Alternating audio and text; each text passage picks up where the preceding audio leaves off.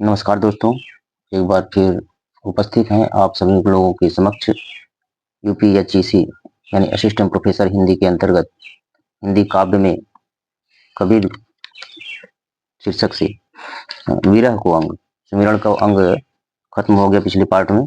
आज हम लोग विरह को अंग को पढ़ेंगे।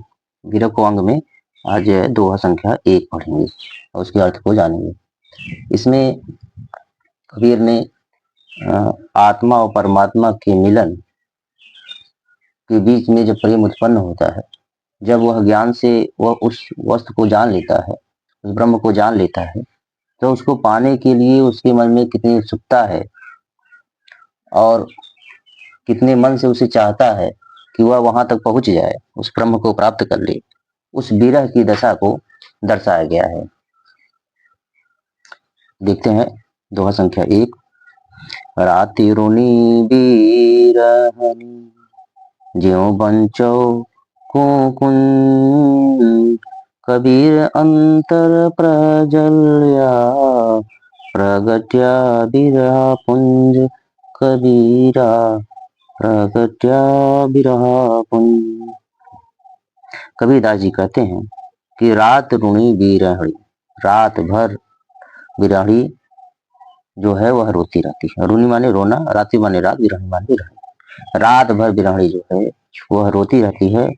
ज्यों माने जिस प्रकार से, बंचव कुंज जिस प्रकार से, कुंज माने क्रौंच पक्षी, क्रौंच पक्षी जिस प्रकार से क्रौंच पक्षी बंचव अपने बच्चों के लिए, जिस प्रकार क्रौंच पक्षी अपने बच्चों से बिछोड़ने के बाद रोती रहती है, उस प्रकार से बिरहणी रूपी जो आत्मा है वह परमात्मा को प्राप्त करने के लिए रात भर रोती रहती है। वह रात क्या है? मोह माया, और इन बंधनों से मुक्त हो जाने पर ही वह वहां तक पहुंच सकती है। तो वह इसलिए रात भर रोती रहती है। कबीर अंतर प्रजल्या कह रहे हैं प्रगट्या बिरहा पुंज, और प्रगट्या माने प्रकट हो जाने पर, बिरहा माने बिरह, पुंज में। कबीर कहते हैं कि विरह के प्रज्वलित होने पर, अंतर प्रजल्या होने पर अंतर प्रज्वलित हो जाता है। जब विरह प्रकट हो जाता है, विरह का पुंज प्रकट हो जाता है, तो अंतर का जो मन है वह भी प्रज्वलित हो जाता है। एक बार फिर अर्थ को देख लेते हैं। रात रोनी बिरहनी ज्यों बंचो कुंज, रात भर बिरहनी रोती रहती है जैसे कि क्रौंच पक्षी अपने बच्चों के लिए रोता है। कबीर अंतर प्रज्वल्या प्रगट्या बिरह पुंज, पीछे से अर्थ लेंगे। कबीर कहते हैं कि विरह के प्रज्वलित हो जाने, विरह रूपी पुंज के प्रगट्या है, प्रगट्या नहीं प्रगट्या, विरह रूपी पुंज के प्रज्वलित हो जाने पर उसका जो अंतर मन है वह भी प्रज्वलित हो जाता है, यानी जल उठता है। दूसरे दोहे को देखें। अंबर कुंज कुरलिया गरज भरे सब ताल, जिन थे गोविंद बिछुड़े तिनके कौन हवाल कबीरा, तिनके कौन हवाल। कबीरदास जी कहते हैं कि अंबर कुंजा कुरलिया गरज भरे सत्रताल, क्रौंच पक्षी ने आकाश में, अंबर मतलब आकाश, आकाश में कुंजा कुरलिया आर्त क्रंदन किया। आर्त क्रंदन मतलब क्या होता है कि बहुत ही मार्मिक रूप से वह रोया, जिससे प्रभु भगवान घनश्याम कृष्ण राम ब्रह्म ने सरोवरों को जल से, गरज भरे शतमस्तक ताल, सभी ताल को, सभी सरोवर को जल से भर दिया। गरज भरे मतलब, गरज मतलब भगवान ने उसको, उसके मार्मिक क्रंदन को सुन करके पूरे ताल तलैये को सबको भर दिया, जिससे कि उसके प्रियतम तथा उसके बच्चे मिल सके। जिन थे गोविंद बिछुड़े, जरा यह सोचिए, परंतु जो गोविंद से विमुख हो जाए, जिन थे गोविंद बिछुड़े, यदि कोई मनुष्य गोविंद से बिछड़ जाता है, इनके कौन हवाल, उसका क्या क्या दशा होगी, उसकी क्या दशा होगी, वह कहां पर जाएगा, इसकी कोई कल्पना नहीं की जा सकती। भगवान से विमुख होने के बाद उन प्राणियों पे कोई भी कृपा भाव प्रदर्शित नहीं होगा। तो इसलिए जिस प्रकार से उसके मार्मिक शब्दों को सुन करके प्रभु ने इतनी कृपा कर दी, उसी प्रकार से यदि हमारे इस मर्म को समझ करके प्रभु हमारे ऊपर भी कृपा कर दे और इस भव सागर से मुक्ति दे दे, इससे बड़ी बात कुछ हो नहीं सकती। तिनके माने उनके, कौन माने कौन, हॉल माने दशा, उसकी क्या दशा होगी। आइए एक बार पुनः देखते हैं। अंबर कुंजा कुरलिया गर्जी भरे सत्ताल। अंबर माने आकाश, कुंजा कुरलिया माने आर्तकंदन।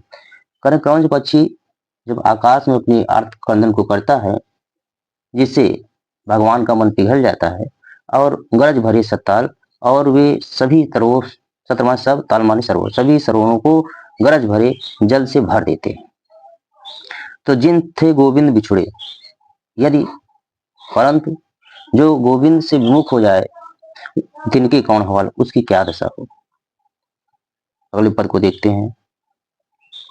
चकवी बिछुटी रण की, आई मिली पर भात, जे जन बिछुड़े राम सो, ते दिन मिले न राति, कबीरा ते दिन मिले न रात।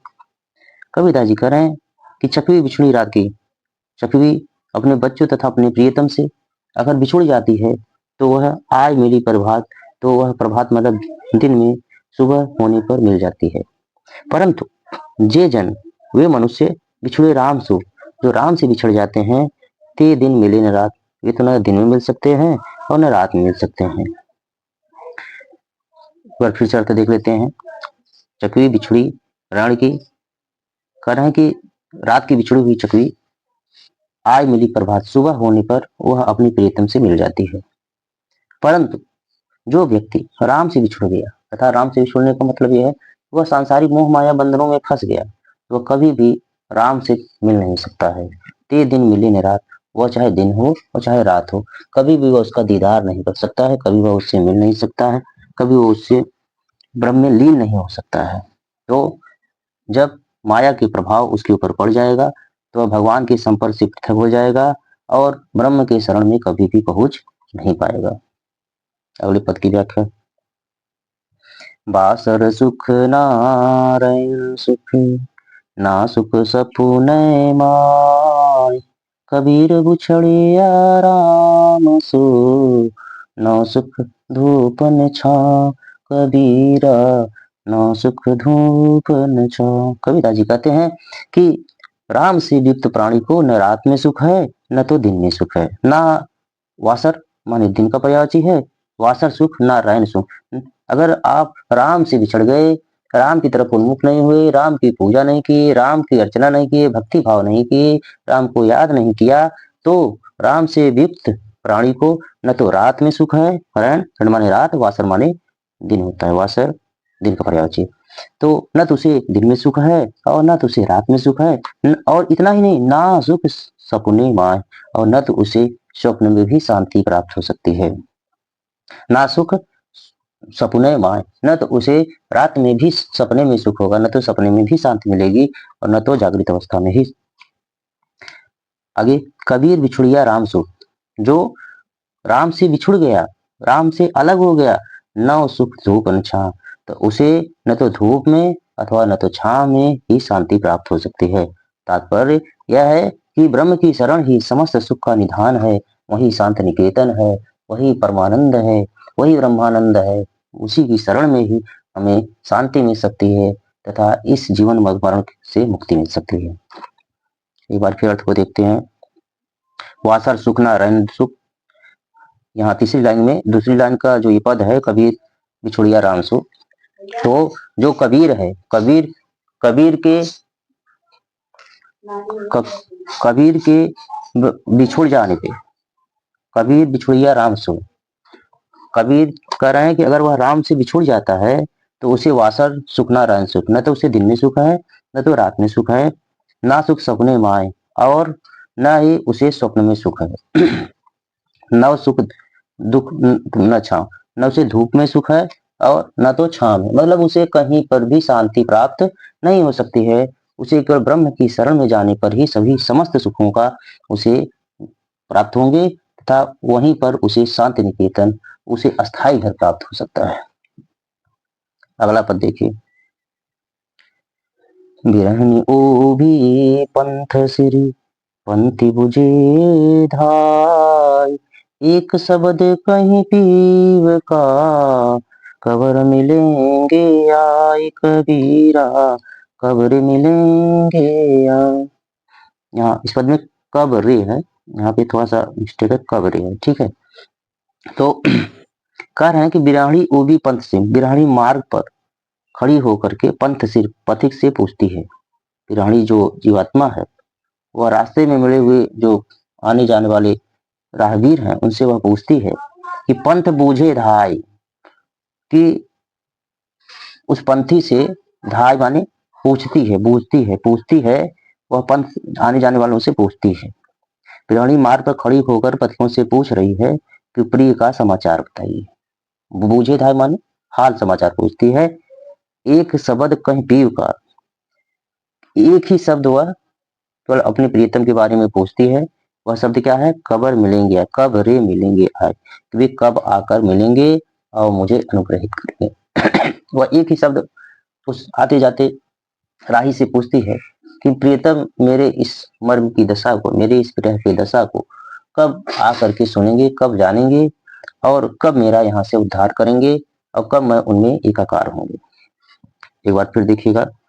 बिराड़ी ओबी पंथ सिर पंथी पूछे धाय, बिराड़ी मार्ग पर खड़ी होकर के पंथी बूझे धाय, पथिकों से यह पूछती है, क्या पूछती है? बूझे धाय, यह समाचार पूछती है।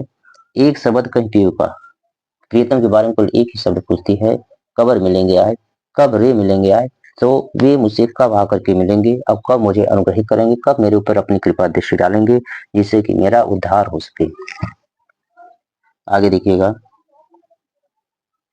बहुत दिनन की जोवती बाट तुम्हारी राम, जीव तिर से तुझे मिलन को, माने नहीं विश्राम कबीरा, माने नहीं विश्राम। कबीरदास जी कहते हैं कि बहुत दिनन की जोवती बाट तुम्हारी राम, हे राम, हे प्रिय, बहुत दिनों से अर्थात जाने कब से तुम्हारी बाट को, बाट तुम्हारी राम, हे राम तुम्हारे रास्ते को जो रहे, बहुत दिनन की जोवती, बहुत दिनन की जो, बहुत दिनों से आपके बाट के रास्ते का इंतजार, जोवती में जोहना, ठेठ में जोते हैं। तो बहुत दिनन की जोवती, बहुत दिनों से मैं आपके रास्ते का इंतजार कर रही हूँ, बाट तुम्हारी, हे राम तुम्हारे रास्ते का इंतजार कर रही हूँ। जीव तरसे तुझ मिलन को, जीव यह जो मेरी आत्मा है वह बहुत ही व्यग्र है, वह आपसे मिलना चाहती है। माने नहीं विश्राम, यह तब तक एक नहीं हो सकता, तब तक शांति प्राप्त नहीं कर सकती है, जब तक शांति प्राप्त नहीं कर सकती है, जब तक कि आप मिल नहीं जाएंगे, मन तब तक शांत नहीं हो सकता। मन ना ही विश्राम, तब तक मन का विश्राम नहीं हो सकता है। जित तरसे तुझसे केवल मिलने को यह दिल तरसता है, यह मन तरसता है। फिर से देखिएगा। कबीरदास जी कहते हैं कि बहुत दिनन की जोबती बाट तुम्हारा, हे राम बहुत दिनों से मैं आपकी बाट का, रास्ते का इंतजार कर रही हूँ या इंतजार कर रहा हूँ।